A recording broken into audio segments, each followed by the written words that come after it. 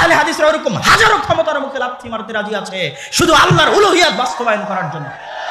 আল্লাহর উলুহিয়াতের সরিষা সমপরিমাণ কম্প্রোমাইজ করে আহলে হাদিসরা ক্ষমতায় যেতে রাজি নয়। আহলে হাদিসরা ওরকম হাজারো ক্ষমতার মুখে লাথি মারতে রাজি আছে শুধু আল্লাহর উলুহিয়াত বাস্তবায়ন করার জন্য। আজ নাম নিয়েই বলতেছি, জামাতে ইসলাম বিকৃতি আনেনি? এনেছে। অগণিত অসংখ্য তাদের সংবিধানের মধ্যে বিকৃতি এনেছে শুধু রাষ্ট্রীয়ভাবে নিবন্ধন ধরে রাখার জন্য, টিকিয়ে রাখার জন্য।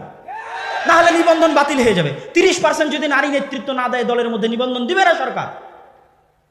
যদি নাম জামাতে ইসলাম বাংলাদেশ না করে, বাংলাদেশ জামাতে ইসলাম যদি না করে, তাহলে দিবে না নিবন্ধন। তখন নাম চেঞ্জ করে জামাতে ইসলাম বাংলাদেশ করা হয়েছে।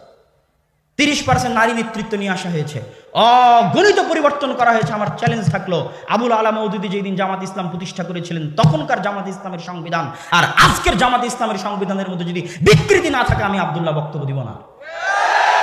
বিকৃতি কেন এসেছে? ক্ষমতা ধরে রাখার চাহিদায়। সে বিকৃতিটা কোথায় করা হয়েছে? ইসলামের মধ্যে। ইসলামকে জবাই করে আমি কিভাবে ইসলাম প্রতিষ্ঠা করব? যদি ইসলাম কোনোদিন প্রতিষ্ঠা করতে হয় 100তে 100 ইসলাম প্রতিষ্ঠা করতে হবে, নো কম্প্রোমাইজ। হয় ক্ষমতা আসবে, না হয় ক্ষমতা আসবে না। ক্ষমতা দেওয়ার মালিক আল্লাহ, কিন্তু 100তে 100 উলুহিয়াত রাখতে হবে আল্লাহ। আল্লাহর উলুহিয়াতের সরিষা সমপরিমাণ কম্প্রোমাইজ করে আহলে হাদিসরা ক্ষমতায় যেতে রাজি নয়। আহলে হাদিসরা ওরকম হাজারো ক্ষমতার মুখে লাথি মারতে রাজি আছে শুধু আল্লাহর উলুহিয়াত বাস্তবায়ন করার জন্য। কেন একটা দল, একটা জামাত তো থাকতে হবে।